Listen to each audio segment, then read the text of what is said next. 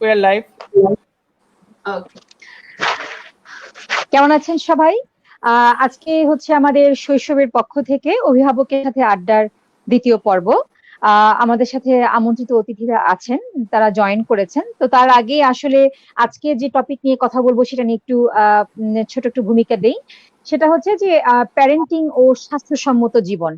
যেটা হচ্ছে যে আমরা অনেক সময় আসলে অভিভাবক হওয়ার পরে যে জিনিসটার প্রতি সবচেয়ে বেশি কম গুরুত্ব দেই সেটা হচ্ছে যে আমাদের স্বাস্থ্য, এবং একই সাথে আসলে সন্তানের স্বাস্থ্যটা সুন্দরভাবে গড়ে তোলার পাশাপাশি যে অভিভাবকদেরকে আসলে ফিট থাকতে হয়, ওনাদের স্বাস্থ্যটাও যে খুব গুরুত্বপূর্ণ, সেটাই হচ্ছে আসলে আমাদের আজকের আলোচনার মূল বিষয়।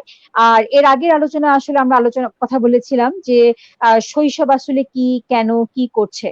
শৈশবের আসলে যে অবজেক্টিভ সেটা হচ্ছে যে একটা অ্যাওয়ারনেস তৈরি করা, হ্যাঁ, সোশ্যাল অ্যাওয়ারনেস তৈরি করা। তো এইটা আসলে আসলে একটা এখনো পর্যন্ত একটা অনলাইন প্ল্যাটফর্ম, এই ভার্চুয়াল প্ল্যাটফর্মে যেটা আসলে আমাদের যার উদ্যোগ থেকে আজকে আমাদের এই আয়োজন, সেটা হচ্ছে যে আমরা চাই যে একটা অ্যাওয়ারনেস তৈরি করতে, প্যারেন্টিংটা আরো সুন্দর হোক। যেহেতু পারফেক্ট প্যারেন্টিং বলে কিছু নাই, কিন্তু এটা নিয়ে আসলে আমরা ভাবতে পারি, চিন্তা করতে পারি, প্রতিনিয়ত নতুন নতুন আইডিয়া যুক্ত করতে পারি। তো এরকম আড্ডাই আমাদের যারা অতিথিরা আসবেন তারা নানা ক্ষেত্রে সাকসেসফুল এবং একই সাথে প্যারেন্টিং নিয়ে নানান রকমের গবেষণাও করেন, চিন্তা ভাবনাও করেন। তো তাদেরটা শুনলে হয়তো বা হতে পারে যে আমরা নতুন ভাবে চিন্তা করার সুযোগ পেতে পারি। তো তাহলে শুরু করে দেই। আমাদের সাথে আজকে যারা আছেন তাদের সাথে একটু পরিচয় করিয়ে দিচ্ছি। আমাদের সাথে আজকে আছেন স্থপতি শাহিন আজিজ, প্রধান নির্বাহী পরিসর উপদেষ্টা, কনসাল্টিং আর্কিটেক্ট অ্যান্ড ইঞ্জিনিয়ার্স। এবং আমাদের সাথে আছেন ডক্টর শিয়তি সবুর, সহযোগী অধ্যাপক, সমাজ বিজ্ঞান বিভাগ, ব্র্যাক বিশ্ববিদ্যালয়। ভাইয়া, শাহিন ভাই, আপনার কথা শুনতে পাচ্ছি। হ্যালো হ্যালো, জি শাহিন ভাই, আপনার কথা শুনতে পাচ্ছি। হ্যাঁ, আমি শুনতে পাচ্ছি। হ্যাঁ, ঠিক আছে। তো তাহলে এই আমাদের তাহলে শুরু করে দেই। তো আমি শাহিন ভাই শুনতে পাচ্ছি, কিন্তু ভাবিকটা শুনতে ভাইয়া আমারটা এখন শুনতে পাচ্ছেন? আমরা শুনতে পাচ্ছি। হ্যাঁ, আমি ফার্স্ট সেমিস্টারটা শুনতে পাচ্ছি শুধু। ভাইয়া এখন শুনতে পাচ্ছেন আমার কথা?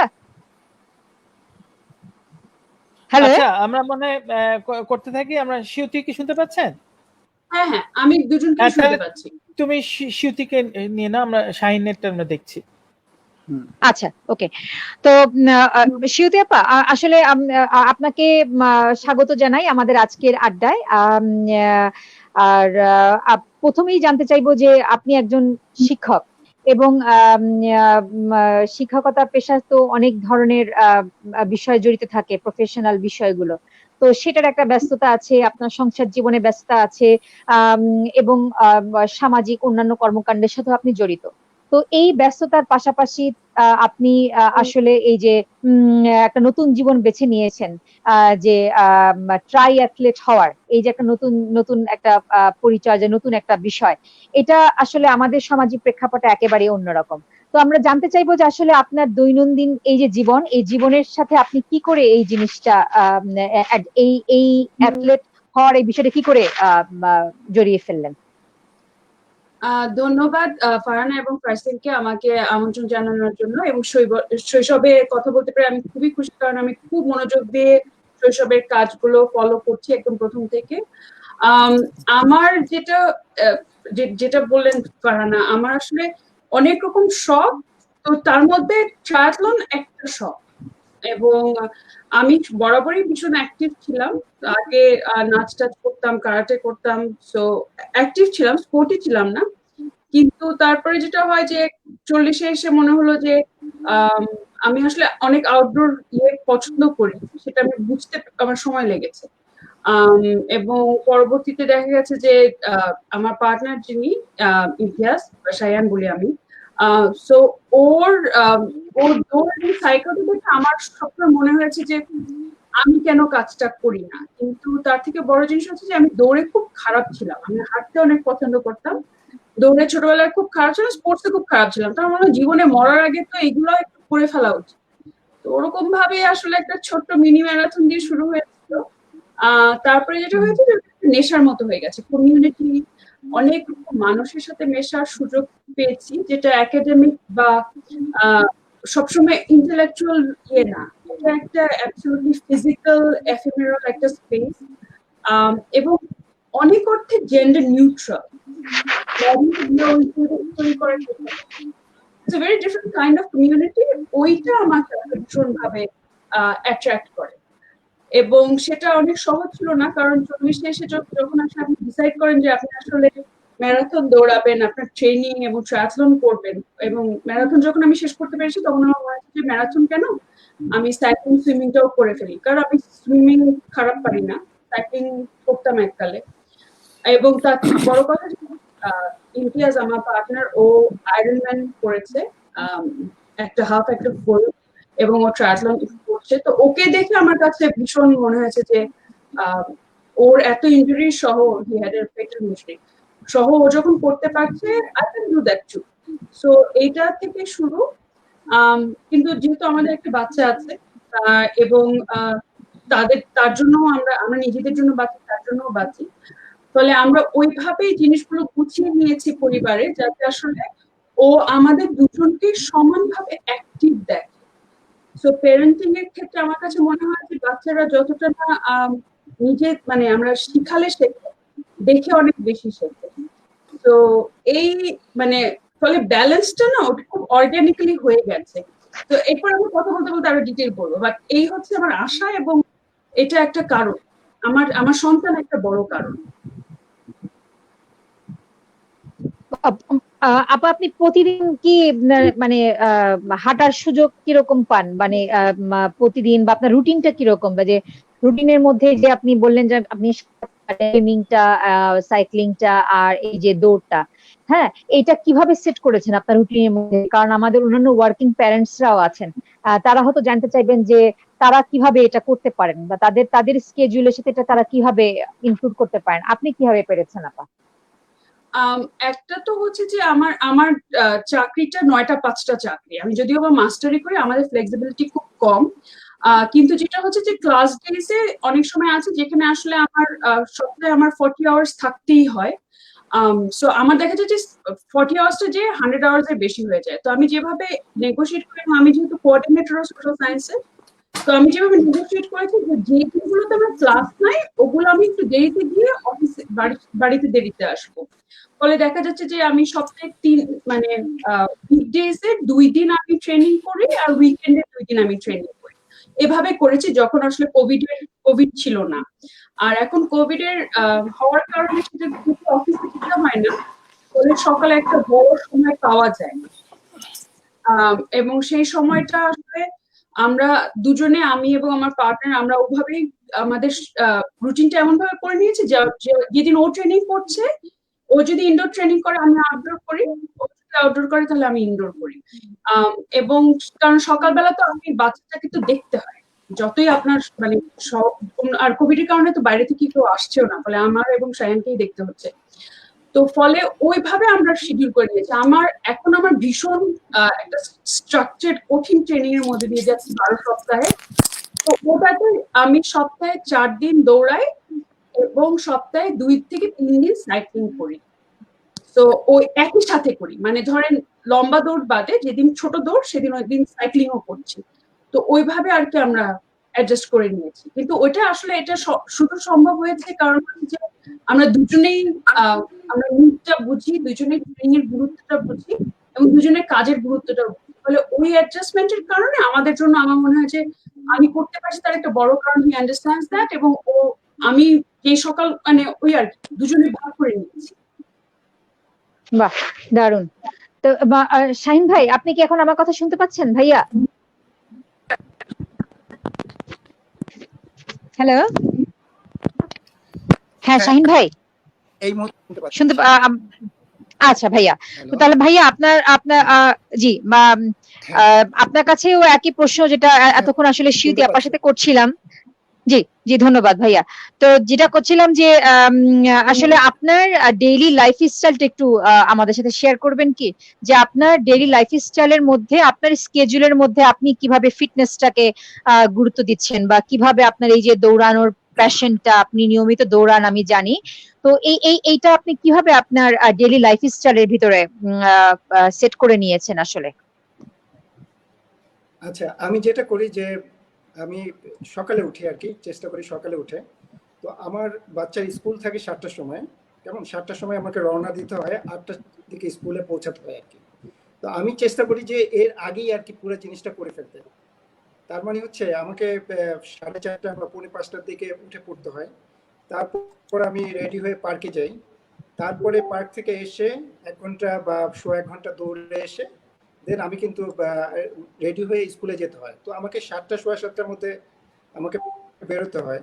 তো সকালে আমার স্কুল যেতে এভাবেই আমি মানে সকালে এটা ম্যানেজ করি, কারণ বাচ্চাকে স্কুলে পৌঁছে দিতে হয় আমাকে। হ্যাঁ, তো দেন সকালের মানে 7টার মধ্যেই আমি পুরো আমার যে মানে আমার যে এক্সারসাইজের যে শিডিউলটা এটা আমি শেষ করে ফেলি আর কি, দেন অন্য কাজে চলে যাই। প্রতিদিনকার নিয়ম এটা ভাইয়া? হ্যাঁ, অলমোস্ট প্রতিদিনের। আচ্ছা, তাহলে স্কুল খোলা রাতে থাকে। ঘুমাতে যান কখন? মানে রাতে ঘুমাতে যান মানে মানে আপনি রাতে মানে কত ঘন্টা ঘুম হয় আপনার? যদি রাত 4:30টায় উঠতে হয় তার মানে তো মানে বেশ অনেকখানি আর্লি আর কি। হ্যাঁ, আমি আর্লি ঘুমাতে চেষ্টা করি। আমি চেষ্টা করি যে 10:30 10টা এরকম সময়ে। কিন্তু এখন কোভিড টাইমে আসলে আমাদের এগুলো চেঞ্জ হয়ে গিয়েছে। কোভিড টাইমে কিন্তু আমরা পারছি না আর কি যে নর্মালি ইয়ে করতে। অবশ্য এখন ওই তাড়াটাও নাই যে স্কুলে পৌঁছাতে হবে অন টাইমে, সেটা নাই। সো এখন একটু রিল্যাক্স মোডে করি, উঠি। কিন্তু স্কুল থাকলে বা উইক এন্ডে কিন্তু আবার এটা লাগে না, যে শুক্র শনিবার বন্ধ থাকে স্কুল, তখন কিন্তু একটু একটু ফ্রি টাইম পাওয়া যায় আর কি সকালের দিকে।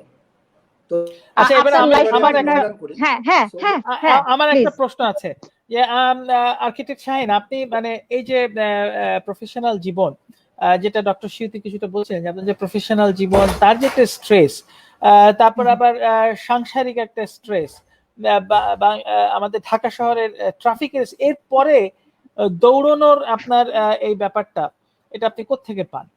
এই এই সতেজ যে মানে ড্রাইভিং ফোর্সটা যে আমাকে দৌড়তে হবে, এটা কোথা থেকে পান? 1 নাম্বার। এবং 2 নাম্বার হচ্ছে যে দৌড়ে আপনি কি মজা পান? এমনিতে তো আমরা দৌড়ের মধ্যে আছি, তারপরেও একটা এক্সট্রা দৌড়, what gives you, what value does it give to your হ্যাঁ, life and দৌড়ে meaning? হ্যাঁ, দৌড়ের মধ্যে অবশ্যই মজা আছে, নাহলে মানুষ কেন দৌড়ায়? অ্যাকচুয়ালি দৌড়াতে গেলে টের পাওয়া যায় যে এটা কত মজা। এই মজাটা জিনিসটা হচ্ছে যে আমাকে করতেই হবে জিনিসটা। হ্যাঁ, ইভেন মানে না দৌড়ালে অন্যদিন আসলে মজা পাওয়া যায় না। সো যেহেতু অন্যদিনে মজা নাই, যদি আমি রেস্ট ডে করি, এই কারণে আমি দৌড়াই। আমি মনে করি দৌড়ালে আমার দিনটা অ্যাকচুয়ালি শুরু হলো আর কি। হ্যাঁ, আর যেদিন একদিন যদি গ্যাপ পড়ে যায় তখন মনে হয় কি যেন মিসিং আর কি, যে এটা করা হয়নি। হ্যাঁ, সো তবে দৌড়ের মাত্রাটা আসলে যেহেতু আমরা ট্রেনিং করি মোটামুটি সারা বছর জুড়ে, তো সব দিন কিন্তু সমান থাকে না, কেমন এক এক দিন এক এক প্যাটার্নে রান করে। যারা রানার তারা জানে, আপা জানবেন। হ্যাঁ, যে কোনোদিন হয়তো স্লো মোডে দৌড়ানো হয়, কোনো মোডে, কোনোদিন ফাস্ট হয়, এটা ট্রাই করি আর কি। আচ্ছা, তো আপনি দৌড়ালে না দৌড়লে আপনি মনে করেন যে আপনার কিছু একটা মিসিং হচ্ছে, তো মানে এটা কি একটা অভ্যাস মতো হয়ে গেছে? মানে না খেলে যেমন মনে হয় যে কিছু একটা মিসিং করছি, সেরকম আপনার কি দৌড়ানো একটা ইয়ে হয়ে গেছে, অভ্যাস? হ্যাঁ, এই অভ্যাস ছাড়া কি আপনি বাঁচতে পারবেন? হ্যাঁ, দৌড়ালে মনে হচ্ছে কিছু একটা গেইন হচ্ছে আর কি।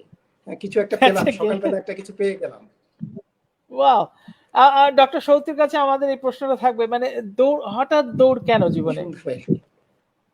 আমার এখন তো দৌড় ছাড়া জীবন কিরকম এটা কল্পনা করাও দুরূহ আমার জন্য। মানে আমি ওই জীবনটা ভুলে গেছি, ভুলে যেতেও চাই। অনেকগুলো পার্সোনাল রিজনও আছে। হ্যাঁ, আমার যেমন হচ্ছে যে আপনি যেটা বলছেন আমরা এত স্ট্রেস থাকি। সো আমার পিএইচডি কালে, এটা আমরা যারা পিএইচডি করে আসছি আমরা সবাই জানি যে অসম্ভব ফিজিক্যালি স্ট্রেনুয়াস ছিল। মানে বসে থাকা ঘন্টার পর ঘন্টা, আমার মাস্টারি করতে হতো, খাতা দেখতে হতো ঘন্টার পর ঘন্টা। তো তখন আমার ব্যাক পেইন হয় ভীষণ রকম। সো ফলে আমার কিন্তু এই বাংলাদেশে দৌড়ের আগেও আমি সিঙ্গাপুরে থাকতে প্রচুর পরিমাণে হাঁটতাম, প্রচুর পরিমাণে ওয়েট লিফট করতাম, কিক বক্সিং করতাম এবং সুইমিং করতাম প্রচুর।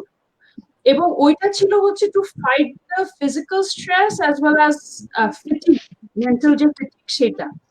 তো ফলে সেই হিসাব যদি আমি করি তাহলে কিন্তু আমি প্রায় 2003 থেকে জাপান থেকে যখন মাস্টার্স থেকে যখন সাইক্লিং করা এই কাজগুলো মোটামুটি করতাম, কিন্তু সিঙ্গাপুরে সেটা আসলে করেছে, বেড়েছে। আর অ্যাথলিট হিসাবে এখন যেমন আমি গৌরব করে নিজেকে বলি আমি অ্যাসপায়ারিং ট্রায়াথলেট, এইটা আমার বাংলাদেশের ডেভেলপমেন্ট, কিন্তু এই জিনিস ছাড়া আমার মনে হয় না আমি ফাংশন করতে পারবো। তো এক একজন তো এক একভাবে জীবন দেখে। আমি যেহেতু টিভি দেখি না, আমার কোনো জীবন, আমি একটা বোরিং মানুষ, আমার যেহেতু অন্য কিছুই করতে ভালো লাগে না, আমার দৌড়াইলে মনে হয় যে অনেক কিছু দেখতে পাচ্ছি। আমি প্রকৃতির সাথে অনেক বেশি সম্পৃক্ত, মানুষের সাথে অনেক বেশি সম্পৃক্ত। আর একটা হচ্ছে যে দৌড়ের, শাহিন ভাই ভালো বলতে পারবে না, কমিউনিটি না, আমি এত আরাম কমিউনিটি খুব কম পেয়েছি, বিকজ আমাদের হ্যাং আপস, আমাদের হ্যাং আপস নাই, বুঝলেন? আমাদের এই যে ইন্টেলেকচুয়ালিটি ফলানোর কিছু নাই, দৌড় ফলানোরও কিছু নাই, যে যার মতো। এবং এই এন্ডিউরেন্স অ্যাথলেট হওয়ার সবচেয়ে বড় সুবিধা হচ্ছে যে এই সারাক্ষণ আপনি আসলে নিজের মনকে নিজেকে বেটার করতেছেন, কারোর সাথে কম্পিটিশন নাই। আর আমরা একটা এমন বয়সে দৌড়টা শুরু করেছি যখন আসলে এটা কম্পিটিটিভ স্পোর্টস না, অ্যাটলিস্ট আমার জন্য তো নাই। তো ফলে ওই জিনিসটা না আমার কাছে মনে হয় যে মানে আমাকে এটলিস্ট অনেক বেশি গ্রাউন্ডেড করে। সো ফলে যেহেতু আমরা প্যারেন্টিং নিয়ে কথা বলতেছি, আমার মনে হয় যে এই গ্রাউন্ডেড থাকাটা বাচ্চাদের জন্য খুব কমফোর্টিং। মানে যখন দেখছি যে বাবা মা স্ট্রেস না, আমরা তো অনেক কিছু করি, সব বাবা মাই করে, আমি একা না, সব বাবা মাই আমরা নিজেদের কাজের মানে জীবিকার কাজ করছি, প্যাশনের কাজ করছি, অনেক কিছুই করছি, সন্তান লালন পালন করছি মনোযোগ দিয়ে। আর এখনকার বাবা মারা তো অসম্ভব মনোযোগী প্যারেন্টস, যেটা আমার মাঝে মাঝে দম বন্ধ লাগে, এত মনোযোগ কেন? মানে বাচ্চা is one of the component in life. এত সারাক্ষণ আমরা এত প্যারানয়েড হয়ে থাকি। তো আমার কাছে মনে হয় যে ওরা অ্যাটলিস্ট আমার ছেলের কাছে আমি দেখি যে ওর জন্য এটা যে বাবা মা অ্যাক্টিভ, বাবা মা অন্য কিছু করছে এবং বাবা মা সারাক্ষণ স্ট্রেস না, মানে কাজ করছে খুব natural flow. So it's not only দৌড়, মানে ওর জন্য এটা it has become a very natural thing যেটা বাবা মারা করে। মানে যেরকম আমরা খাই, যেরকম ঘুমাই, আমার ছেলে ভোর 6টার সময় উঠে যায়, 6টা 6:30টার মধ্যে উঠে যায়, কারণ ও দেখে যে বাবা মারা এই সময় ওঠে, মানে এটাই নিয়ম বাসার। তো ফলে ওই ডিসিপ্লিন গুলো আমার মনে হয় যে আমরা হাতে ধরে না শিখালে ওই ডিসিপ্লিন গুলো আছে, হ্যাঁ। এবং ওর ক্ষেত্রে, আমার ছেলের ক্ষেত্রে, ওর 8 বছর বয়স, ওর ওই যে বক্সিংটা করা, কারাটে করা, অ্যাক্টিভ থাকা, বা বড় হলে আসলে ও যেমন আয়রন ম্যান করেছে, হ্যাঁ, তো আয়রন কিড করেছে, যে বড় হলে মানে এরকম অ্যাক্টিভ থাকতে হবে। সো এটা আসলে দেখাটা মানে অনেক জরুরি। আমি যেমন আমার বাবাকে দেখেছি ভীষণ, মানে আমি কিন্তু 5 বছর বয়স থেকে বাবার সাথে হাঁটার অভ্যাস। সো আমার কাছে এটা মনে হয়েছে যে এটা জরুরি। সো আমার মনে হয় যে প্যারেন্টিং এর যেটা আসলে স্পোর্টস ইন জেনারেল, যে আপনার একটা যে অন্য জীবনও আছে, এইটা দেখার জন্য খুব জরুরি। যেটা শুধুমাত্র সংসারই না, শুধুমাত্র জীবিকা না, আরো যে একটা জীবন আছে মানুষের, যে সেটা ক্রিয়েটিভ হতে পারে, সেটা স্পোর্টস হতে পারে, বা সেটা অন্য কোনো প্যাশনের জায়গা, ওইটা as a passionate human being আপনাকে দেখতে পাওয়া খুব জরুরি বলে আমার মনে হয়।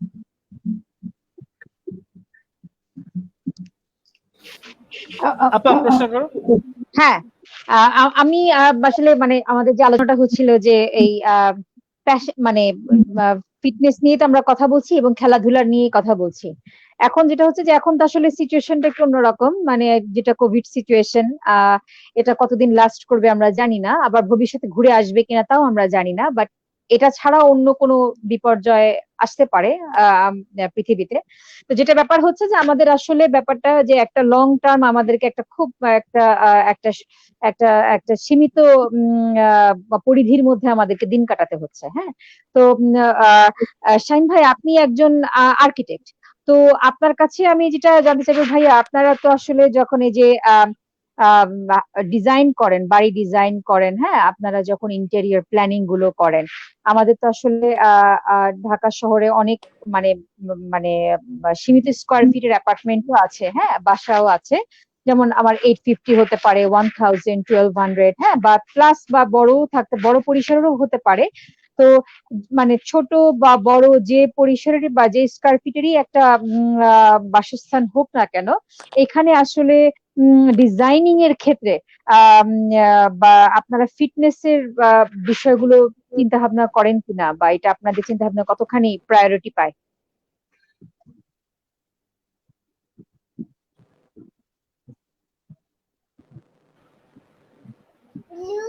শাহিন,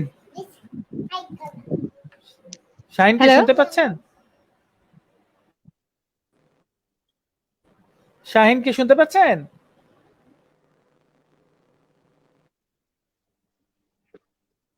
আচ্ছা, শাহিন বোধহয় শুনতে পাচ্ছেন, আমরা ডক্টর শিউতির কাছে যাই। আচ্ছা, শিউতি আপা, একটা জিনিস হচ্ছে কি যে আপনি আপনার আলোচনা অনেকগুলো বিষয় এসছে যে আসলে প্যাশনটা কিভাবে তৈরি হয়, এবং প্যাশনটা যে অনেক রকমের হতে পারে, অনেক ধরনের হতে পারে, হ্যাঁ। অভিভাবক তার পছন্দ অনুযায়ী প্যাশনের জায়গাগুলো খুঁজে বের করে নিতে পারেন, হ্যাঁ। আরেকটা জিনিস আপনার কথা থেকে যেটা বারবার বুঝতে পারছি সেটা হচ্ছে যে অভিভাবক হিসেবে একজন মানুষ ব্যস্ত হলেও তার নিজস্ব সময় থাকবে, নিজস্ব সময় কাটানোর মতো একটা একটা একটা বিষয় থাকা চাই। তো আপনার আলোচনা থেকে মনে হলো যে আপনার এই যে দৌড়ের প্রতি একটা প্যাশন বা অ্যাথলেট হয়ে ওঠার প্রতি যে একটা প্যাশন, এটা আসলে আপনি নিজেকে আসলে অনেকখানি সময় দিচ্ছেন। তো এই জিনিসটা আপনাকে বেশ অনেকখানি আনন্দ দিচ্ছে। তো আহ, আপনি মানে এই যে আমি আমার নিজের আমার নিজের মানে ছোট বাচ্চাটা হওয়ার পরে যে আফটার মাই প্রেগনেন্সি, আমি মানে ডেলিভারি, তখন আমি জানতে পারলাম, আমাকে একজন বললেন, আমার একজন বন্ধু বললেন যে তুমি যদি ফিট থাকো তাহলে তোমার জন্য বাচ্চা বড় করাটা খুব ইজি হবে। তো আহ, তখন আমি আসলে ওয়েট রিডিউস করার জন্য প্রতি ঝুঁকে গিয়েছিলাম। এটা আমার দিক থেকে ছিল। এখন আপনার দিক থেকে আমি জানতে চাইবো আপা যে অভিভাবক হিসেবে ফিট থাকাটা কেন এত গুরুত্বপূর্ণ? যেটা মানে সন্তানের, আপনি তো আপনার বললেনই যে আপনাকে দেখে আপনার ছেলে শিখছে, এবং এটা খুব গুরুত্বপূর্ণ, বা এটা পাশাপাশি আর কেন, আর অন্যান্য বিষয়গুলো নিয়ে আপনি চিন্তা ভাবনা করেছেন, এটা যদি একটু শেয়ার করেন আমাদের সাথে। শিওর। ফারহানা, যেটা এটা নিয়ে আপনার আমার কথা হয়েছে, আপনার আমার মনে হয় বাচ্চা হওয়ার পরেও কথা হয়েছে, এমনিতেও আমাদের টুকটাক কথা হয়েছে, হ্যাঁ?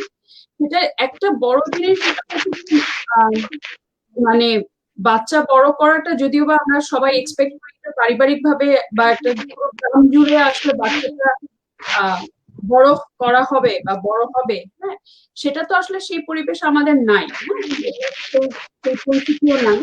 আহ এবং সেক্ষেত্রে আপনি যখন একাই আসলে জীবিকা জীবন যাপন সব আপনি একাই করছেন, মানে একা মানে কি, আপনি এবং মানে একটা নিউক্লিয়ার সেটআপের মধ্যে করছেন, তখন কিন্তু আসলে নিজে ফিট না থাকলে আপনি অসুস্থ হলেও তো আসলে টেক কেয়ার করার কেউ নাই। ফলে লং টার্ম ইয়ের জন্য যেটা হচ্ছে যে, মানে you have no choice but to be fit. এবং সেক্ষেত্রে আমার কাছে মনে হয় যে আমাদের আসলে এটা একটা বড় কারণ যে আমি অসুস্থ হয়ে গেলে দ্বিতীয়, মানে আমি বা যে কেউ অসুস্থ হলে বাচ্চাটা আরেকজন যে দেখবে, সেটা আমার শ্বশুর শাশুড়ি হয়তো একদিন বা দুদিন দেখতে পাবে, কিন্তু লং টার্মের জন্য তো সেটা আসলে হয় না। সো ফলে আমার কাছে মনে হয় যে ফিটনেসটা খুব গুরুত্বপূর্ণ।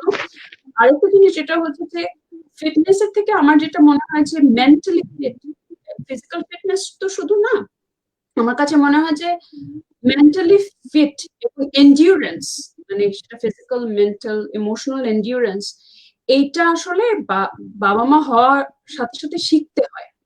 আমরা মনে করি যে বাবা মা আসলে কোনো প্রেসক্রাইব গাইডলাইন নিয়ে আসি না আমরা কেউ, এবং আমরা যতই বই পড়ি না কেন, প্রতিটা বাচ্চা আলাদা, প্রতিটা জীবন আলাদা, প্রতিটা যাপন আলাদা।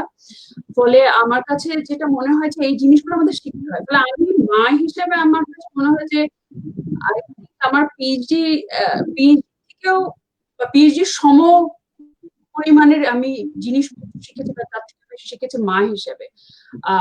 ধৈর্য ধরা শিখতে হয়, কাজ করা শিখতে হয়। ফলে সেগুলো যদি আপনি একটা ব্যালেন্স পার্সন না হন, এবং আপনি যদি একটু আউট অফ ব্যালেন্স হয়ে যান, সেটা আপনার নিজের জন্য যতটা ভয়ানক, তার থেকে অনেক বেশি সন্তানের জন্য ভীষণ রকম ট্রমাটাইজিং। এবং অনেক মা বাবা আছেন যে বাচ্চাদের সাথে অহেতুক রাগারাগি করেন, ওনারা যে রাগ করতে চান তা না, দেখা যাচ্ছে নিজেরা এত স্ট্রেস থাকছে, ফলে কথার মধ্যে দেখা যাচ্ছে যে এক ধরনের নেগেটিভিটি সেটা ইয়ে করছে এবং সেটা কিন্তু বাচ্চাদের উপর আসতে ফেলে। এবং আমি দেখেছি যে আমার আমার ইমোশনালি, এটা অবশ্য আমি শুধু আমার সন্তানের ক্ষেত্রে না, আমি বড় হয়েছি ভীষণ ইমোশনালি সিকিউর একটা পরিবেশ। আমার বাবা মা ভীষণ রকম এম্পাওয়ারিং প্যারেন্টস ছিলেন, অসম্ভব এম্পাওয়ারিং প্যারেন্টস, মানে আমি বলে শেষ করতে পারবো না।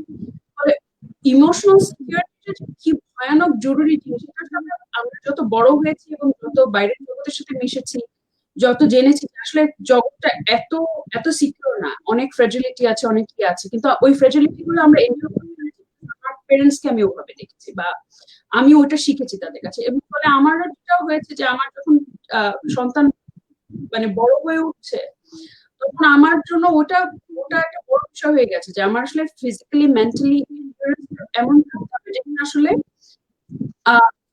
I can break down, but I have to explain it to my child. যে আমি এই কারণে আমি আর পারছি না, আমি আমার ছেলের সাথে সারাক্ষণ কথা বলি। এবং ফিট থাকাটা কেন জরুরি সেটাও যেমন ও জানে, আর ফিট না থাকলে আসলে আমি যখন ফ্র্যাজাইল থাকছি, ওর এই কথাগুলো শিখেছে যে আমি ফ্র্যাজাইল, আমি আমি এটা ইয়ে করতে পারছি। আমি আমার সন্তানের সাথে শেয়ার করেছি, বাবা আমার আজকের দিনটা আমি আমি একটু মানে আমার একটু আমি বেশি packed, so I need to figure things out, তো তুমি আমাকে একটু সময় দাও। তো এই যে ছোট ছোট জিনিসগুলো, এবং ও জানে যে মা যদি আসলে এক্সারসাইজ করতে না পারে এটা হেলথ ইম্প্যাক্ট করবে, হেলথ ইম্প্যাক্ট করলে মা ইমোশনালি ইয়ে হয়ে যাবে, সো সেটাও কিন্তু ও করতে শিখে গেছে ওইভাবে। ফলে নিজের আনন্দ তো একটা জিনিস, কিন্তু যেটা মনে হয় যে ইমোশনাল এন্ডিউরেন্সের জন্য আমার ফিজিক্যাল এই সময়টুকু আমার আমার জন্য একদম মানে আমার মনে হয় যে জরুরি। এবং শাহিন হয়তো আরো ভালো বলতে পারবে, কারণ হচ্ছে যে এখন যে ধরনের প্যারেন্টিং আমরা করি, আমরা আসলে ওই যে পেট্রিয়ার্কি সারাক্ষণ যে গালাগালি দিই, সেই প্যারেন্টিং এর জায়গায় আমরা কেউই নেই, আমাদের বাবা মা ইনভলভ থাকতে হচ্ছে, আর একাধিক সন্তান তখন আর কোনো উপায় নাই। ফলে Shahin to that. Thank you আপা। শাহিন ভাই, এখন আপনি আমার কথা শুনতে পাচ্ছেন? হ্যাঁ শুনতে পাচ্ছি ভালো। আচ্ছা হ্যাঁ, আচ্ছা ভাইয়া, আপনার কাছে যেটা প্রশ্ন যে আপনি একজন আর্কিটেক্ট, তো আর্কিটেক্ট হিসেবে আপনারা যখন মানে ডিজাইন করেন বাসার ভেতরে ডিজাইনটা, তো আসলে স্কোয়ার ফিট ভেদে বাসা ছোট হতে পারে বা বড় হতে পারে। তো যখন আপনারা ডিজাইন করেন বা আপনারা যখন ইন্টেরিয়র প্ল্যান করেন, তখন সেখানে আসলে ফিটনেসের ব্যাপারগুলো বা স্পেসের ওইরকম স্পেস দরকার বা প্রয়োজন, তো ওই প্ল্যানটা মাথায় আপনাদের থাকে কিনা, এটা একটা। আর সাথে আরেকটা সম্পর্ক, জি হ্যাঁ ভাইয়া এটা বলেন। জি,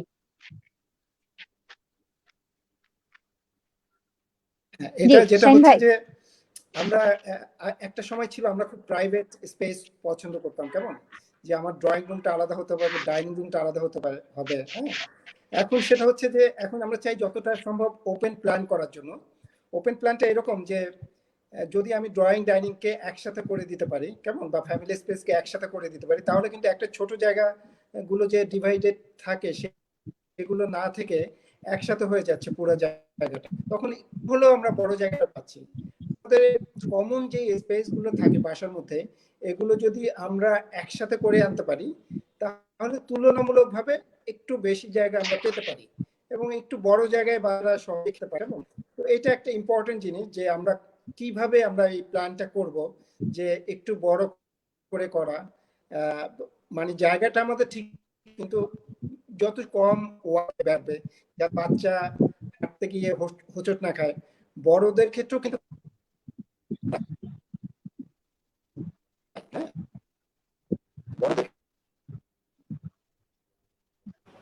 একটা সময় আমরা দেখতাম যে বাংলাদেশের প্ল্যানগুলো, আপনার কথাটা কেটে কেটে আসছে ভাইয়া। হ্যাঁ, আমাদের আজকে নেটওয়ার্কের খুব সমস্যা হচ্ছে।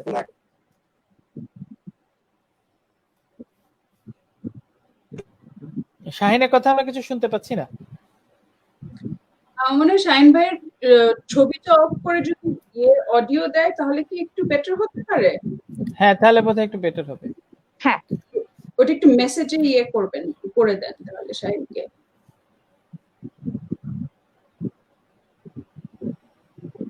আচ্ছা, আপা তুমি ডক্টর আমার হ্যাঁ আসছে বোধহয়। শাহিন ভাই, আমার মনে হয় ভিডিওটা যদি একটু অফ করে দেন তাহলে ভাইয়ার কথা আমরা ভালো বেটার শুনতে পাবো। হ্যাঁ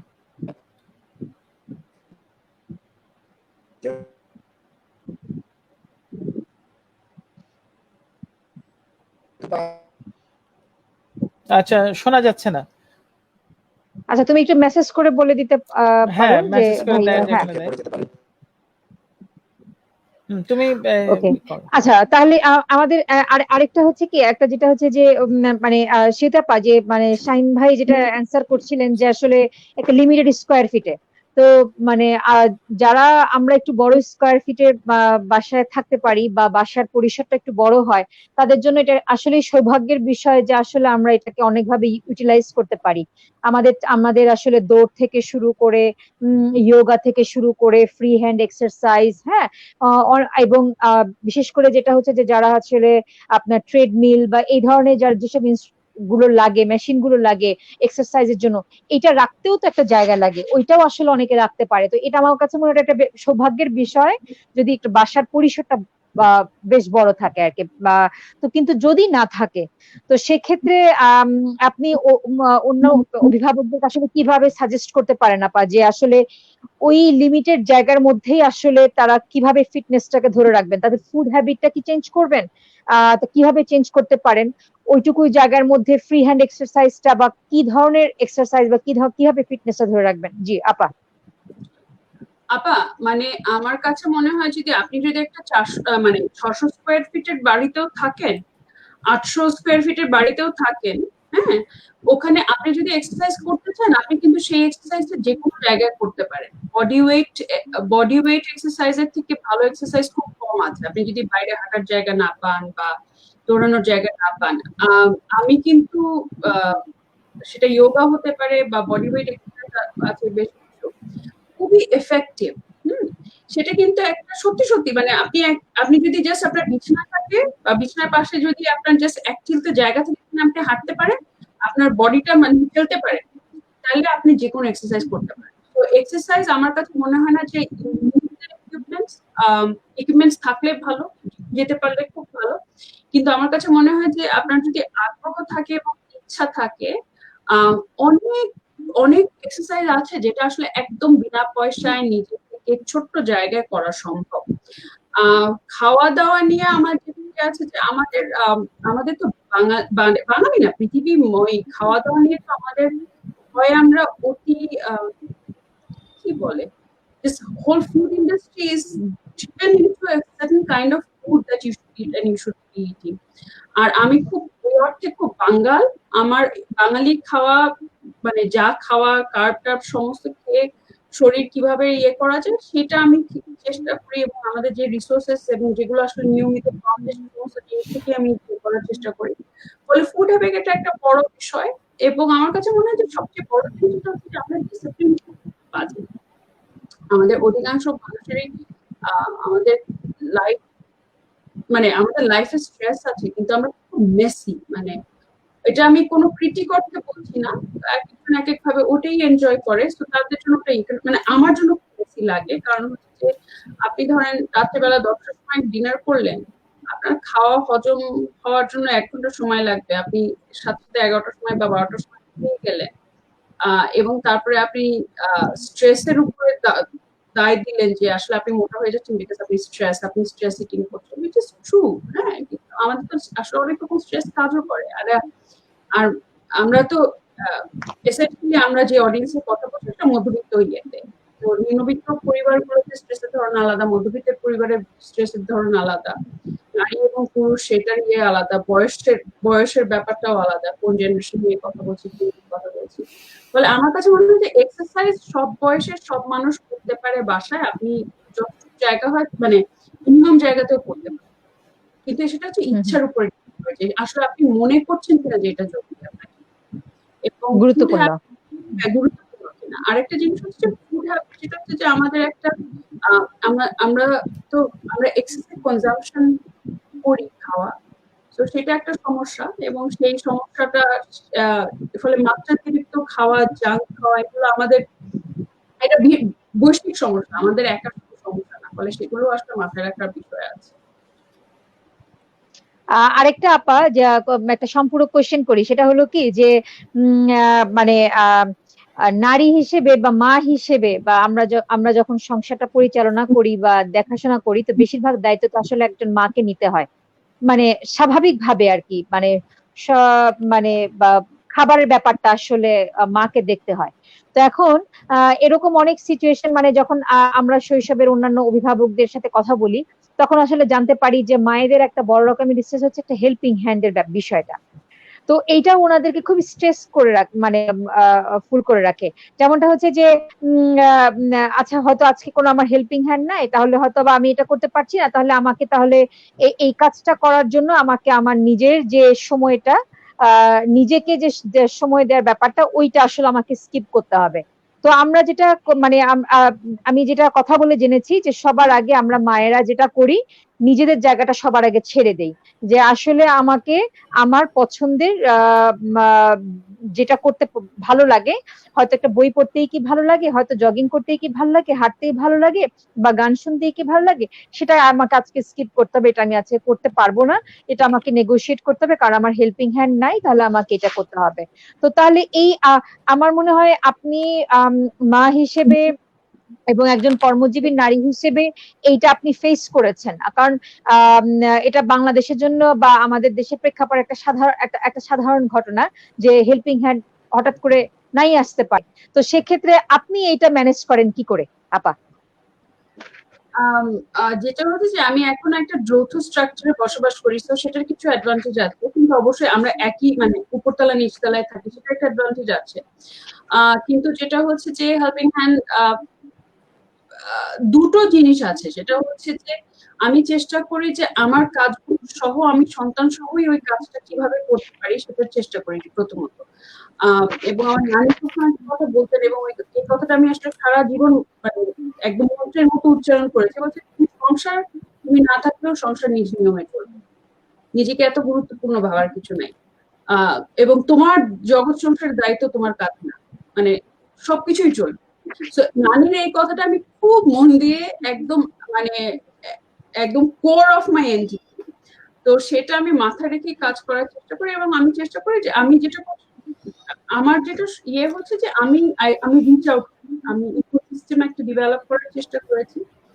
সেখানে আমার হাজবেন্ড হাজবেন্ড আমার আমার শ্বশুর শাশুড়ি, যখন আমার যার কাছ থেকে যে ইয়েটা লাগছে, সহযোগিতাটা লাগছে এবং সেটা আমার করতে হচ্ছে, সেটা আমি করে ফেলি, মানে আমি চাই। এখন সেটা সবার জন্য একরকম না।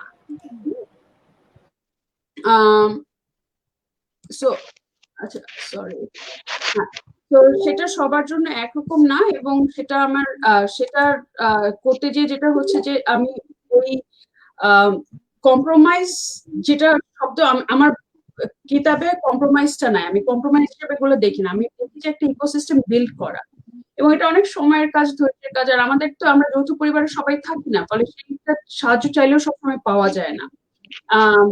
ফলে আমার জীবনে আসলে আমি বলবো যে আমি অসম্ভব প্রিভিলেজ, আমি ইকোসিস্টেমটা ডেভেলপ করতে পেরেছি, যেটা অধিকাংশ মাদের পক্ষে সম্ভব হয় না।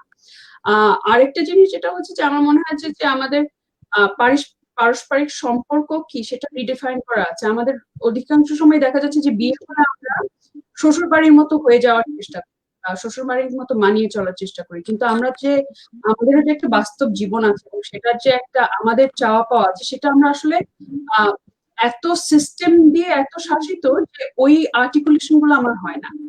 আপনি একটু চিন্তা করেন যে আপনি যখন একটা পরিবারে মানে পিতৃতান্ত্রিক পরিবারে বিয়ের পরে যখন আসছেন, তখন তো এটা আপনারও স্পেস, সো আপনার ওই স্পেস তৈরি করে নেওয়ার ব্যাপার আছে, আপনাকে ওটা নেগোশিয়েট করার ব্যাপার আছে। তো সন্তান তো অনেক পরে, ওই ছবির একটা একটা ছোট অংশ সন্তান, ফলে ওই স্পেসটা যদি আপনি না তৈরি করতে পারেন, আমার মনে হয় না সেখানে আসলে সন্তান, আপনি যদি নিশ্চিত না হতে পারেন যে আপনার সন্তান হওয়ার পরে আসলে সবাই আপনাকে সমপরিমাণ সহযোগিতা করবে, সেখানে আসলে আমি সন্তান আনবো কিনা সেটাও ভাববার বিষয় আছে।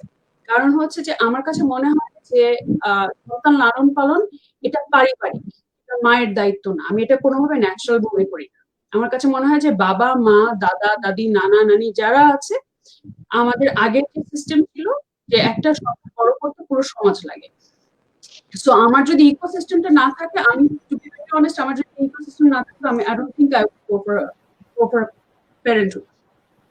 সো ওই নেগোসিয়েশনের জায়গা থেকে আপনি হার্ড লাইনার হবেন না সফট লাইনার হবেন না কিন্তু লম্বা সময় নিয়ে করবেন। আমার আমার বিয়ের পর থেকে সন্তান হতে আমার সময় লেগেছে মানে অলমোস্ট 10 বছরের মতো। তো 10 বছর ওই ইকোসিস্টেমটা বিল্ড করে আমি আমি যখন নিশ্চিত হয়েছি যে না আসলে আমার কাজগুলো আমি মোটামুটি গুছিয়ে নিতে পারবো এবং আমি চাইলে আমি সেই সাহায্যগুলো পেতে পারি বা সেখানে সহায়ক শক্তিগুলো আছে, তখন কিন্তু আমি এই সিদ্ধান্তটা নিতে পেরেছি। নাহলে কিন্তু আসলে আমার পক্ষে এই সিদ্ধান্ত নেওয়াটাও ডিফিকাল্ট ছিল। আচ্ছা, আর্কিটেক্ট শাহিন, আপনি কি আমাদের শুনতে পাচ্ছেন? শাহিনের নেটওয়ার্ক বোধহয় completely oscillating, is coming in and out. Anyway, so আমার মনে হয় আমাদেরকে চালিয়ে যাওয়া উচিত, আমাদের এই তিনজনের মধ্যে আসলে আলাপচারিতা। তো মানে মানে হারুকি আমরা কি আপনাদের এই আলাপ আলোচনায় কি আমরা কি আপা এবং ভাইজানকে আমরা যুক্ত করতে পারিনি? আমরা এই আলোচনা হিসেবে চালিয়ে যেতে পারি নাকি? আপনারা কিভাবে ম্যানেজ করছেন সেটা আমরা জানতে চাই। আপা তুমি বলো আমরা কিভাবে ম্যানেজ করতেছি, এটা তো তুমি না ভালো বলতে পারো। অনেক ব্যক্ত আপাতত আমরা দেখতে পাই, আপনি কিভাবে ম্যানেজ করতেছেন সেটা আমাকে। আমি পেছন দিক থেকে সবকিছু ম্যানেজ করে যাচ্ছি, দেখেন না, in the backstage I'm managing the channel, whole thing ইনশাআল্লাহ চলছে। না, আমি যেটা বলছিলাম যে হারুকি মুরাকামি যে একটা দৌড়নি একটা বই আছে, এবং সেখানে কিন্তু তার ওই যে অনেক রিফ্রেশিং তার ইয়েগুলা হচ্ছে, এক্সপেরিয়েন্স গুলা হচ্ছে, এবং এটা তার সাহিত্যকে প্রভাবিত করছে, তার চিন্তা এবং সে অনেকগুলা মানে বেশ কতগুলো মূল্যবান কতগুলো কি বলবো অ্যাফোরিজম টাইপের সেখানে দিয়েছে, যেগুলো মানে খুব উজ্জ্বল অভিজ্ঞতা সঞ্জাত অত্যন্ত উজ্জ্বল কিছু উচ্চারণ। আমি অবশ্য পুরোটা শেষ করতে পারিনি, কারণ বইটা আমি আর্কিটেক্ট শাহিনকে দিয়েছিলাম, আমি আর ফেরত পাইনি। ওর এটা অনুবাদ করার কথা ছিল, কারণ he was running and he was reading the book. তো এখন মানে নৃতাত্ত্বিক পয়েন্ট অফ ভিউ থেকে, আপনি তো নৃতাত্ত্বিক পয়েন্ট অফ ভিউ থেকে মানুষের কিন্তু দৌড় কিন্তু একটা সহজাত ব্যাপার। আমরা ভুলে গেলাম কি করে যে দৌড়ের ব্যাপারটা কতখানি আমাদের জন্য জরুরি ছিল? আমরা এখন রিইনভেন্ট করতেছি কেন? এটাকে কিভাবে দেখেন আপনি? আমার কাছে যেটা মনে হয় যে রিইনভেন্ট করছি কারণ আমাদের সেই সামাজিক প্রয়োজনীয়তাও তো একটা বিষয়, যে আমাদের সামাজিকভাবে কোন জিনিসটা প্রয়োজনীয়। মানে দৌড়টা আপনার জরুরি ছিল বিকজ আপনার তখন দৌড়ে দৌড়ে কাজ করতে হতো, এটা আপনার হাঁটতে হতো, অনেক বেশি চলতে হতো, দৌড়ে দৌড়ে কাজ করতে হতো।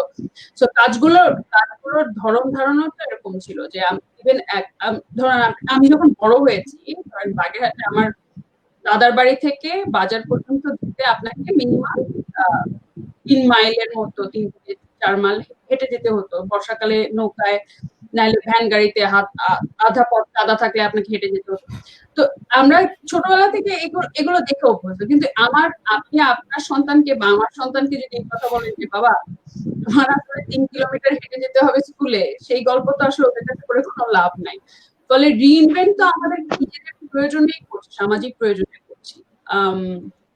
এবং সেক্ষেত্রে আমাদের স্বাস্থ্য এবং যেই ধরনের জীবন আমাদের যাপন করছি, এবং সেখানে এটা তো লেজারও না, এটা একটা ফিটনেস ইন্ডাস্ট্রির ইয়ে আছে, আমাদের মধ্যবিত্ত কনজামশনের জায়গা আছে, এবং আই থিঙ্ক সবকিছু একসাথে কাজ করছে। শাহিন ভাই আসছে, আমরা একটু শাহিন ভাইকে আবার আপনি দেখেন। শাহিন কি আপনি আমাদের কথা শুনতে পাচ্ছেন? এখন শোনা যাচ্ছে। হ্যাঁ, তুমি ডিজাইনের ব্যাপারটা একটু সংক্ষেপে তাড়াতাড়ি বলো।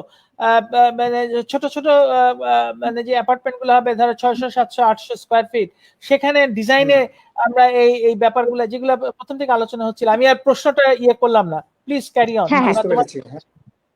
যেটা হয়েছে যে আমাদের বাসা তো বিভিন্ন ধরনের হয়, ছোট হয় বড় হয়। হ্যাঁ, আমরা ছোট বাসা নিয়েই চিন্তা করি কেমন। তো ছোট বাসায় আমাদের দেখা যায় যে অনেকগুলো রুম থাকে, একটা ড্রয়িং রুম ডাইনিং রুম করার চেষ্টা করা হয় কেমন, বা দেখা যায় যে একটা ফয়ার থাকে।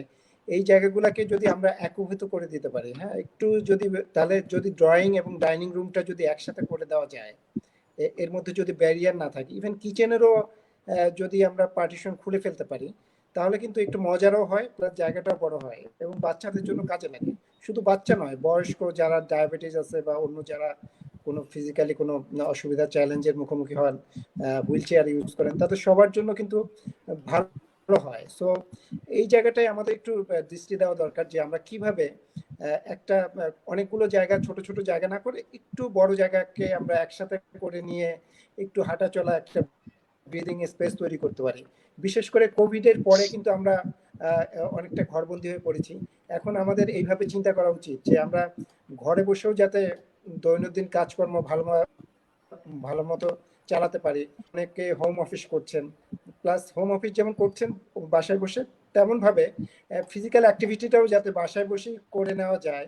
এই সময় যে তো মানুষ ফিজিক্যাল অ্যাক্টিভিটি বিমুখ না হয়ে পড়ে, সেটাকে কি করা যায় সেই জিনিসটা আমার মনে রাখা। এবং আমার উচিত যে আর্কিটেক্ট হিসেবে যে কিভাবে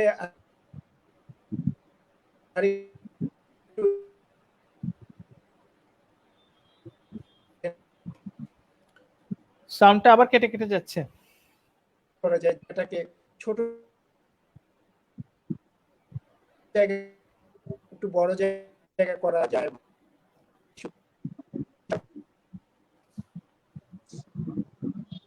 শাহিন, শোনা যাচ্ছে না পরিষ্কার করে।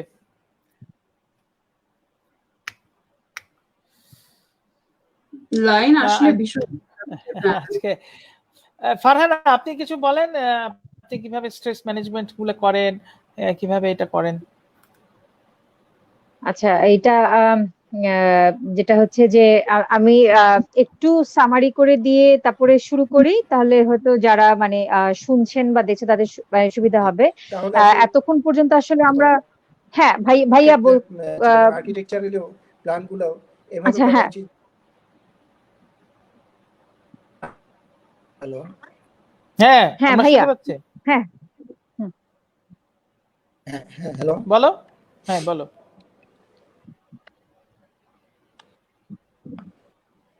হ্যালো, আমি শুনতে পাচ্ছি। কেমন? হ্যাঁ হ্যাঁ ভাইয়া বলেন, প্লিজ ক্যারি অন।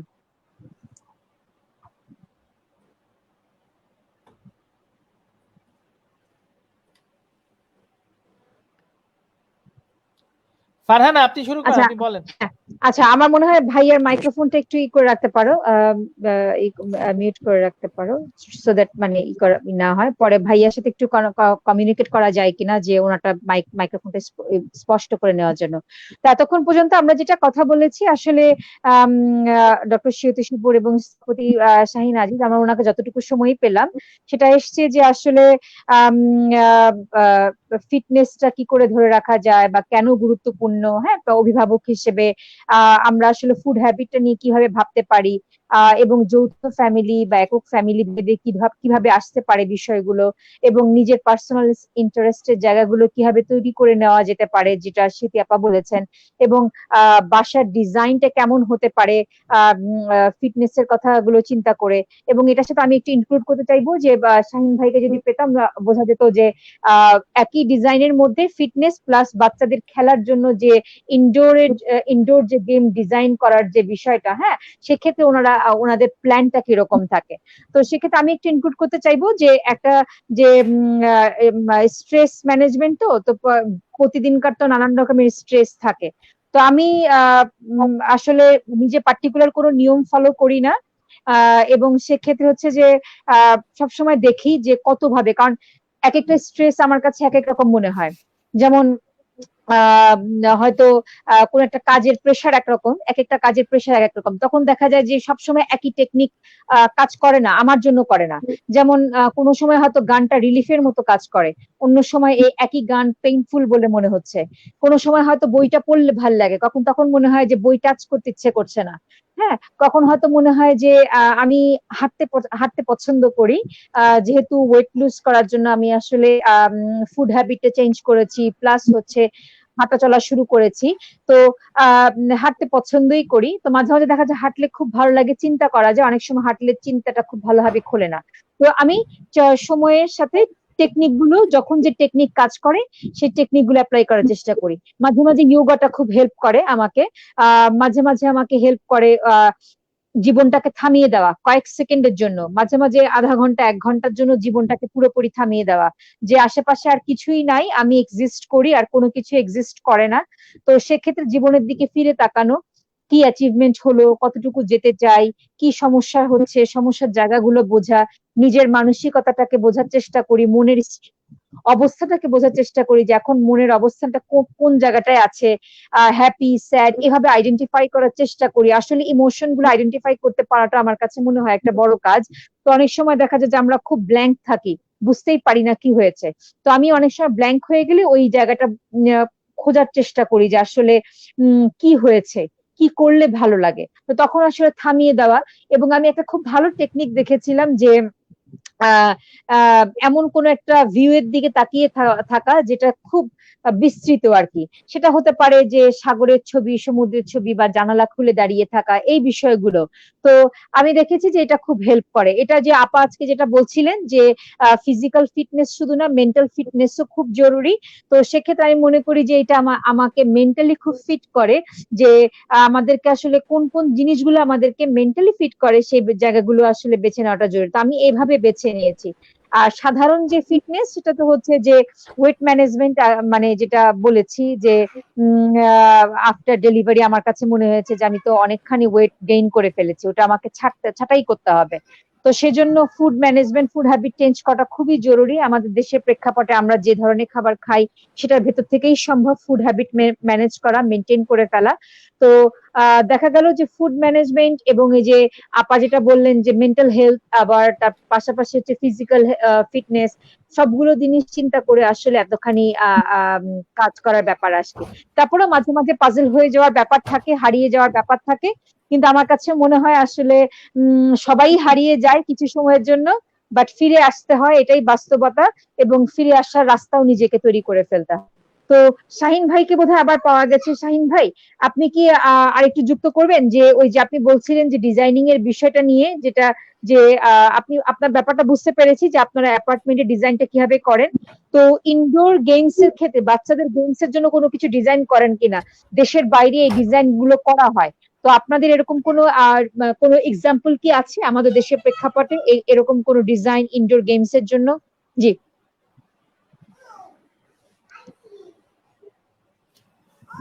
আমার মনে হয় না ও আমাদের কথা শুনতে পাচ্ছে বা নেটওয়ার্কে আমাদের আছে, বা স্টেবল নেটওয়ার্কে নেই আসলে। আচ্ছা, তাহলে হ্যাঁ, আমার মনে হয় আপা যদি একটু অ্যান্সার করেন যে মানে আপনার বাসায় আপনাদের আপনার সন্তানের জন্য যে ইনডোর গেমস গুলা, এটা তো আপনার ক্ষেত্রে আপনি মানে স্পেস ডিজাইনটা কিভাবে করেছেন ইনডোর গেমস এর দিকগুলো মাথায় রেখে? আমার যেটা একটা তো বড় সুবিধা ছিল যে আমি আসলে একটা জায়গা নিজের মতো করে নিতে পেরেছি, সেটা একটা বিশাল সুবিধা। ফলে আমার দেখা গেছে যে আমার বাড়ির ডিজাইন যদি কখনো মানে মানে বাড়ির পুরো ডিজাইনটা এরকম যেখানে আসলে অনেক খোলা স্পেস, যেখানে ও ইচ্ছা মতো দৌড়াতে পারে, ইচ্ছা মতো ডিগবাজি খেতে পারে, ইচ্ছা মতো খেলাধুলা করতে পারে। এবং ও এটা শৈশবের প্রোগ্রামকে আমাকে বলেছে ফারহানা খালা আর ফারসিন মামাকে বলতে স্পেসিফিক্যালি যে ও সারাদিন 18 থেকে 20 বার উপর থেকে নিচে নামে, সারা বাড়িতে দৌড়ে বেড়ায়, এটা যেন আমি আপনাদের বলি। আমি বলছি আচ্ছা অবশ্যই আমি তোমাদের জানাবো যে ওর বাসার মধ্যে যে এই যে দৌড়াতে পারা এবং মানে আমাদের যে কোনো বকাবকি নাই, এই যে সোফা থেকে লাফিয়ে পড়ছে, এখানে পড়ে যাচ্ছে, ওখানে ব্যথা পাচ্ছে, এবং আমাদের যে ভ্রুক্ষেপ নাই, এটাও খুব এনজয় করে, এটা আপনাদের বলতে বলেছে। ফলে এইটাই ডিজাইন, মানে পুরো বাসাটা হচ্ছে আমার বাসাটা, আমি সবসময় বলি যে ইটস এ বেয়ার হাউস, মানে একদম খোলা, মানে কোনো মতে আর কি ওই ঘুমানোর জায়গাগুলো শুধু ওয়াল দেওয়া, বাদ বাকি পুরো জায়গায় খোলা। ফলে ওটা ওর জন্য ভীষণ ইয়ে হয়েছে। আর যেহেতু আমি যেটা বলেছি যে ওর এক্সারসাইজ করে, তো এক্সারসাইজের জায়গা ওর অনেক বড় জায়গা লাগে না। ফলে সে বক্সিং করে এবং কারাটে করে, এই দুটো খুব নিয়মিত করে।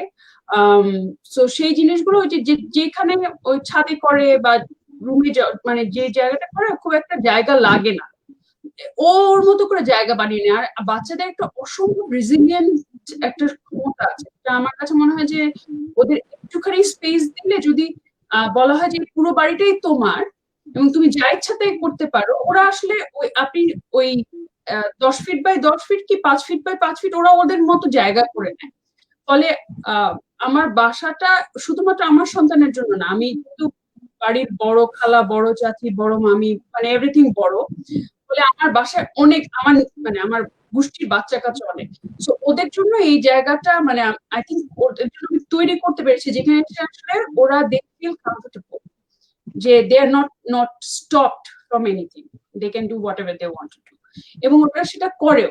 তবে ওইটা আমার কাছে যেটা মনে হয় যে ইনডোরের এর জন্য খুব জরুরি, যে হচ্ছে যে ওদের ওই রেজিলিয়েন্সটা মাথায় রেখে ওদেরকে অ্যালাউ করা, এই বাড়িটা শুধুমাত্র গুছিয়ে রাখার জিনিস না, ওদেরকে অ্যালাউ করা, ওদের মতো থাকতে ওদেরকে অ্যালাউ করা। কিন্তু আমি যেটা সারাক্ষণ করি সেটা হচ্ছে যে সারাক্ষণ বলতে থাকি yourself. So তুমি মেস করেছো, খেলে কোনো সমস্যা নাই, বাট তো যখন সোফাতে লাফিয়ে একটু চলে যাচ্ছে, গুছিয়ে মানে খেলা শেষ হলে গুছিয়ে একবার হয়তো জিজ্ঞেস করি তোমার কি খেলা শেষ হয়েছে, বলছি না মামা আর একটু বাকি আছে, তো ওর মতো খেলে টেলে ঠিক করি। ফলে ওই যে জায়গাটা, কারণ ওদের কাছে আপনি আমি যেভাবে কনসিভ করি বাসা, সন্তান ওদের জন্য ওদের এটাই দেখা যাচ্ছে যে এই মুহূর্তে এটা কিংকং এর জায়গা, এখানে একটু পরে ওইটা আয়রন ম্যানেরই, ওদের মাথা সারাক্ষণ সিন করতে থাকে। এবং ওই একটা সোফা বা একটা কোনা করে ও দেখা যাচ্ছে ওই সিনের মধ্যে আছে, ওই সিনের মধ্যে খেলছে, বা একটা হঠাৎ একটা ওয়ার্ল্ড তৈরি করে নিয়েছে। এবং আমার যেটা আমার সবচেয়ে মজা লাগে আমার বাচ্চার সাথে, সেটা হচ্ছে যে ওই সিন গুলো করে, যে ও কি ভাবছে, কি করছে। ফলে ওই যে আলাদা করে আমি যে জায়গা বানিয়েছি তা কিন্তু না, এটা হচ্ছে যে অ্যালাউ করছি, মানে ও মানে অ্যালাউ করেছি কি আমরা কোহেবিট করছি, আমি মানে he is equally empowered. So ওই যে কোহেবিট করছি, ওর জায়গাটা গুছিয়ে দিচ্ছে, ওর মতো করে গুছিয়ে দিচ্ছে, ওর মতো করে খেলছে, আমাদের ওইটা খুব জরুরি। আমরা তো সবাই মিলে খুব ছোট জায়গায় মানে আমাদের বাধ্য হয়ে একটা শহরে, যেখানে আমাদের সবার চেয়ে অনেক বড় স্পেস থাকবে তা না, কিন্তু ওই ছোট জায়গাটাও যাতে ওর জায়গা, সন্তানের জায়গা, এটা শুধুমাত্র বাবার জায়গা বা মার জায়গা বা কাজের জায়গা না, ওরও জায়গা, সেটা অনেক বেশি জরুরি। ডিজাইন ফ্রেন্ডলি হওয়াটা একটা অবশ্যই জরুরি, সেটা করতে পারলে খুব ভালো, বাচ্চাদের জন্য আলাদা ডিজাইন করতে পারলে অসাধারণ। কিন্তু সেটা যদি নাও হয়, বাচ্চাদের আসলে আমি দেখেছি যে ওর খেলনাও দরকার, you can play with anything, allow them to play, that's all that you need to do. তো ফলে এটা আমার কাছে মনে হয়, আমি জানি না আপনাদের দুই বাচ্চা থেকে আপনাদের আরো ভালো বোঝার কথা। আমার মনে হয় যে আমরা প্রায় কিন্তু রাত 11টা পিছু যাচ্ছে, এটা স্বাস্থ্যসম্মত সময়ের বাইরে বোধহয় চলে যাচ্ছি আমরা। ফারহানা আপা, আমরা আর কিছু কি প্রশ্ন করবো? আমরা কিন্তু ডক্টর শীতের অনেক সময় নিয়ে নিছি। না, আমি ফারহানার সাথে আমি চুপ করে দেবো, আমাকে যা জিজ্ঞেস করবে আমি উত্তর দিতে বাধ্য থাকবো। এবং বলছি যে আমি আড্ডা দিতে পারছি না, আমরা এটাকে আড্ডার সুযোগ হিসেবে কাজে লাগাবো। তো আমরা যখন ফোনে কথা হয়েছে তখন আমি একেবারে আমি মাথা নত করে সাবমিশন, ফুল সাবমিশন, ওর যা জিজ্ঞেস করবে অলিখিত। থ্যাংক ইউ আপা আমাদের সাথে যুক্ত হওয়ার জন্য। একটা জিনিস হচ্ছে কি, আমি আপনার কাছে জানতে চাইবো যে আপনি তো অনেক আপনি আসলে মানুষের নানান প্রকৃতি নিয়ে ভাবেন, গবেষণা করেন, হ্যাঁ, আপনার একটা নিজস্ব দেখার চোখ আছে, দৃষ্টিভঙ্গি আছে। তো একটা জিনিস কি, যা মানে এই যে আমাদের মধ্যবিত্ত অভিভাবকদের মধ্যে আমরা আসলে যে একটা স্বাস্থ্যসম্মত জীবন, হ্যাঁ, লিড করা, একটা হেলদি লাইফ লিড করার একটা যে প্রতিবন্ধকতা, আপনার দৃষ্টিতে আপা এই প্রতিবন্ধকতাগুলো কি কি চোখে বলে মনে হয়েছে? আমার কাছে যেটা আমার সবচেয়ে বড় সমস্যা মনে হয়, যেটা আমি এবং আমার পার্টনার শায়ান সারাক্ষণ আমরা আলোচনা করি, সেটা হচ্ছে যে আমরা না অভিভাবক হয়ে যাই, হ্যাঁ, এবং সেখানে হচ্ছে দুটো জিনিস হয়। যখন অভিভাবক হয়ে যায় দেখা যাচ্ছে যে আমরা অনেক কর্তৃত্ব করতে চাই এবং সবকিছু কন্ট্রোল করতে চাই অ্যাজ এ প্যারেন্ট। আমার কাছে মনে হয় সেটা সবচেয়ে বড় প্রতিবন্ধকতা। কারণ হচ্ছে যে আপনি যেটুকু বললেন কারণ আসলে কোনো তো স্ট্র্যাটেজি নাই, তাই না? আর বাচ্চাদের মানে এবং আমাদের যা কিছু চাওয়া পাওয়া, যা কিছু না পাওয়া সবকিছু সন্তানের ঘাড়ে সেটাকে ফেলা, এটা আমাদের একটা কমন টেন্ডেন্সি মধ্যবিত্ত পরিবারে, এবং এটা আমার কাছে মনে হয় ভীষণ রকম সাফোকেটিং বাচ্চাদের জন্য। এটা আমার কাছে পয়লা প্রতিবন্ধকতা মনে হয়। দ্বিতীয় জিনিস যেটা মনে হয় যে স্বাস্থ্যসম্মত জীবন আমরা নিজেরা অ্যাজ এন অ্যাডাল্ট, কারণ আমার কাছে সবসময় আমার মনে হয় যখন আমি সন্তান কি হবে সেটা আসলে ডিপেন্ড করে আমি কি। তো আমি যদি স্বাস্থ্যসম্মত জীবন যাপন না করি, আমার সন্তানকে আমি শুধুমাত্র স্বাস্থ্যসম্মত জীবন ইয়ে করতে পারবো না। এবং আমি থ্যাঙ্কফুলি আমার বাবা মা এবং শ্বশুর শাশুড়ি দুই parents they are extremely health conscious, এবং আমাদের বাসার খাওয়া দাওয়া দুই বেলাতে অসম্ভব পরিমিত পরিমিত ইন সেন্স হচ্ছে যে মানে ওই মানে বাজি খাওয়া, ভাজা পোড়া, মানে এগুলো একদম বেসিক জিনিসপত্র একেবারে নাই। এবং এবং সেক্ষেত্রে হচ্ছে যে স্বাস্থ্যাভ্যাস এবং সেগুলো আমার শ্বশুরকুলে আরো বেশি, আমার বাবা মা যথেষ্ট পরিমাণে ইয়ে করেছে। এই জিনিসগুলোকে দেখে শেখারও ব্যাপার আছে। অনেক সময় দেখা যাচ্ছে যে আমার বাবা মা করছে বলে আমি করছি তাও নয়, আশেপাশে দেখেও শেখা যায়। কিন্তু আমাদের ওই জিনিসটার মনটা আসলে খোলা রাখার ব্যাপার আছে, যে মনের চোখটা খোলা রাখার ব্যাপার আছে। এবং আরেকটা জিনিস আমার কাছে যেটা মনে হয় যেটা শুধু আমি ফেলো প্যারেন্টসদের দেখি, আমরা এত স্ট্রেস সারাক্ষণ থাকি সবকিছু নিয়ে। আমরা যদি সন্তানদের নিয়ে একটু কম স্ট্রেস করতাম, আমরা যদি একটু কন্ট্রোল, জীবনের সবকিছু কন্ট্রোল করতে না চাইতাম, আমরা যদি ছেড়ে দিয়ে দেখতাম, এবং আমরা যদি ওই পরিমিতি বোধটা মানে ভালো স্টুডেন্ট হওয়া, ভালো স্কুলে দেওয়া, ভালো ইয়েতে এই র্যাট রেসের বাইরে থেকে বেরিয়ে এসে আমরা যদি আসলে সন্তানের যেটা আনন্দ লাগছে, আমারও যেটা আনন্দ লাগছে, আমাদের দুপক্ষের যে আনন্দ লাগছে, সেই কাজগুলো যদি আমরা প্রায়োরিটাইজ করতাম, তাহলে আমার মনে হয় আমাদের প্যারেন্টিংটাও অনেক আনন্দের হতো এবং শৈশবটাও অনেক আনন্দের হতো। ফলে প্রতিবন্ধকতা বলেন বা সলিউশন বলেন, এটা আমার কাছে মনে হয় যে আমরা কন্ট্রোল করতে না চাওয়াটা খুব জরুরি। আমাদের সবকিছু আমরা এত কন্ট্রোলিং, মানে আমাদের ব্যক্তিগত জীবনে এবং সম্পর্ক সারাক্ষণ নিয়ন্ত্রণ করতে চাই। আমার কাছে মনে হয় এটা খুব খুব সাফোকেটিং। ধন্যবাদ আপা। তো আমাদের সাথে যুক্ত হওয়ার জন্য আপনাকে অসংখ্য ধন্যবাদ। আর শাহিন ভাইকে আসলে আরো বেশ কিছু সময়ের জন্য পেলে আমরা ওনার কাছ থেকে আসলে ওই আর্কিটেকচারাল বিষয়টা আরো ভালো করে জানতে পেতাম। এটা একটা থেকে গেল আমাদের একটা অপূর্ণ ব্যাপার আজকে। বাট আজকে আড্ডাটা সব মিলিয়ে খুব চমৎকার হয়েছে।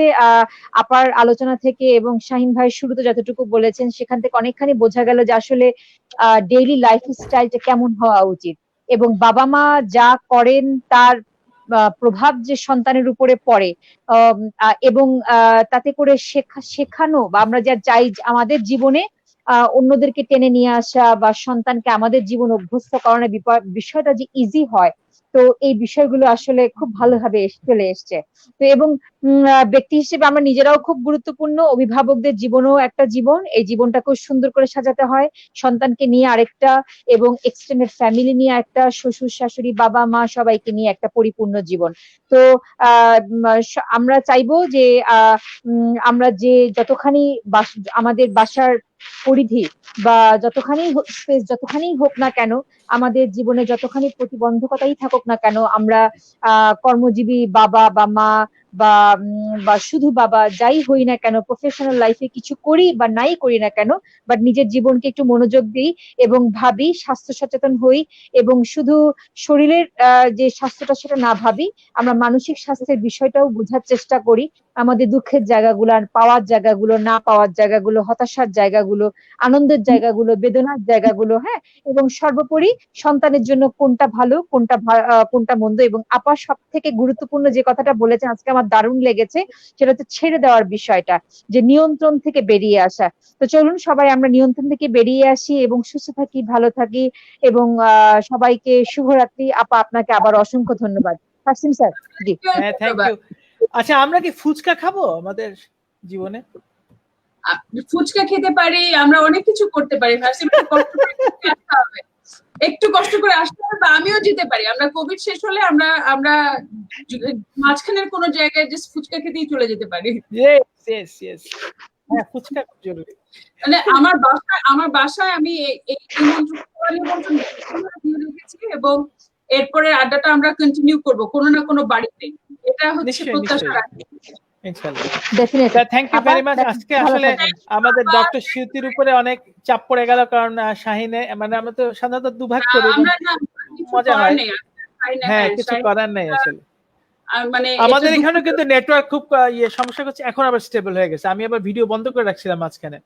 এই যা হয় আর কি, এখন সবাই এখন তো জুমে ইন্টারনেটে নেটে। তো থ্যাংক ইউ ভেরি মাচ। আমার মনে হয় we are past your normal time. Thank you very much doctor Shiuti. তাহলে ভালো থাকেন আপা। সবাইকে শুভরাত্রি। সবাইকে শুভরাত্রি। আবার দেখা হবে ইনশাআল্লাহ। আসসালামু আলাইকুম। বাই।